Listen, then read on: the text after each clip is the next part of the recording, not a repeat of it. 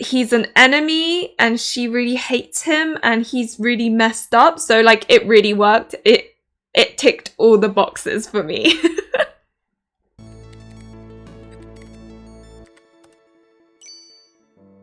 Hello everyone, it's Luli, and today I'm going to be telling you about Otome games that have the enemies to lovers trope.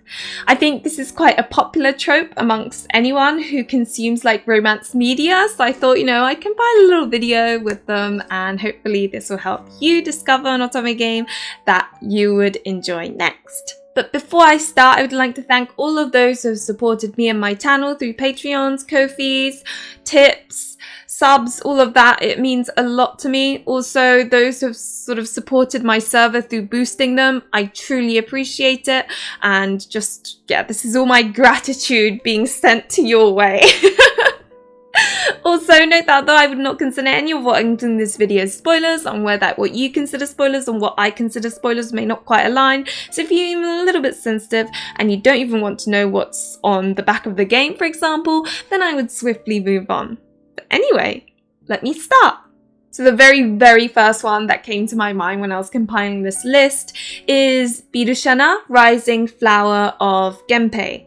Now this is a game based in, I think, a little after the Heian period, and it's about this girl, Shana, who has been brought up as if she were a boy, because she's sort of, I guess, a hidden heir almost of the leader that got killed in the war or something. So it's very like Japanese history, samurai, kind of game. One of the love interests is a character from the opposing clan, and yeah, it was my favorite route actually, because seeing how they develop, like he kind of basically insta falls in love with her almost, but he's an enemy and she really hates him and he's really messed up, so like it really worked. It ticked all the boxes for me. Game number 2 is Hakuoki. This is another Japanese historical fiction that I really enjoyed. Saying that, I've only played 3 routes of the first part, but so far I've enjoyed it. It has a character who is again of the faction, like opposite faction of the one that the main character belongs to. He sporadically appears, kind of almost tries to kidnap her. Again, it's really weird. What is it with like these, enemy characters that seem to insta fall in love with the main character? I don't know. I mean, I like it, so I'm not complaining. But yeah, it's the character from the opposite faction. He's an Ore-sama trope. I love him so much. He's my favorite love interest in this Otome game. But yeah, it's all kind of based on the Shinsengumi, which is a group of like samurai warriors. And I like it. It's good. If you like samurais, you'll like it too. Number 3 is Paradigm Paradox. This is a game that not many people really talk about. It is kind of like a sci-fi magical girl combination Otome game. There are these like little pods that everyone lives in, because the outside world is like polluted and you will need to wear like these suits and stuff. I can't remember the exact details, but there are these monster things that appear and there are love interests who turn into magical girls, which is such a weird concept. But anyway, they fight against these monsters and the main character ends up becoming part of this. But there are 3 enemies that also pop up, and I think, so it's been a very long time since I played this game, but so correct me if I am wrong. But they are like demon-like things that control the monsters or can control them. And they are, love interests. I'm not gonna lie, this is definitely not like the best Otome game out there, but I did enjoy the routes that I played, in that it was kind of like popcorn Otome. You've got like your really good, well-made, detailed world type Otome games, and then you get the ones like Paradigm Paradox or the Voltage mobile games, where it kind of is like that fast food Otome game, where between each of the serious ones you kind of play it as kind of a casual refresher almost, and that is kind of Paradigm Paradox. But yeah, there are 3 characters that are enemies that you can romance, which is pretty cool. Number 4 is Norn9. This is another kind of sci-fi one. There are actually 3 main characters, which is cool. You can pick which one, and each one has 3 different love interests that you see them with, which is a cool concept because I think it means that every sort of combination has good chemistry because, you know, each of the 3 main characters are extremely different, and so they suit different love interests, if you know what I mean.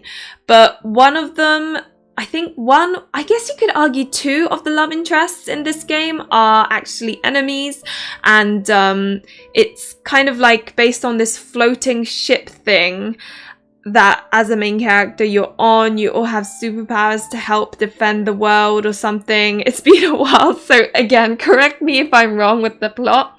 But one of them is like trying to attack the ship, and they also discover that there is one traitor aboard the ship who is also trying to help that person. You know who that person is, so that's not really a spoiler, but there is one traitor that you discover right at the beginning of the game.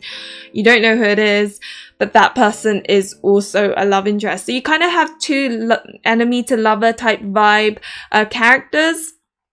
This game does kind of have a special place in my heart for some reason. I wouldn't say it's like a masterpiece or anything, but there's just something about it that I really liked. So if you're into sci-fi, if you're, you know, if you like having a variety of main characters, then I would highly recommend you checking it out. I have done a review for those who are interested. And last and definitely not least is Piofiore Fated Memories. In this game, it's kind of, I don't know, it's kind of hard to say whether it's enemies to lovers because it is a mafia game where, to be quite honest, in every route you have an enemy. I would say one of them is more enemy-ish. Yeah, I'd say so. One of the characters, Yang, which is the red-haired, red flag guy that everyone seems to love, which I don't blame them. I think I would consider an enemy to lovers route because he is so demented. He's the opposite of the poster boy. They're like opposite factions almost, constantly fighting. And he's this Yang character is always causing chaos. But yeah, I would consider him an enemies to lovers route, especially as at the beginning he gives like 0 craps about the main character and it sort of develops, if you know what I mean. So this one's another one if you are the fan of an enemy to lovers trope. And note that this game is about Mafia's main character. There's something special about her, and she gets sort of dragged into a mafia war situation. It can get a bit dark. Some of the bad endings are like, whew, okay.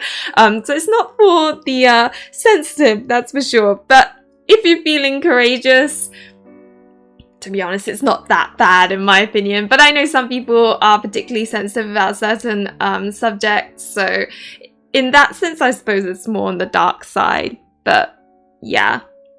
So that kind of concludes my Otome games with the enemies to lovers trope.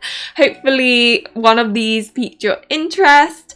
They're all pretty fun, to be honest, but then I say that about every game, don't I, pretty much, so.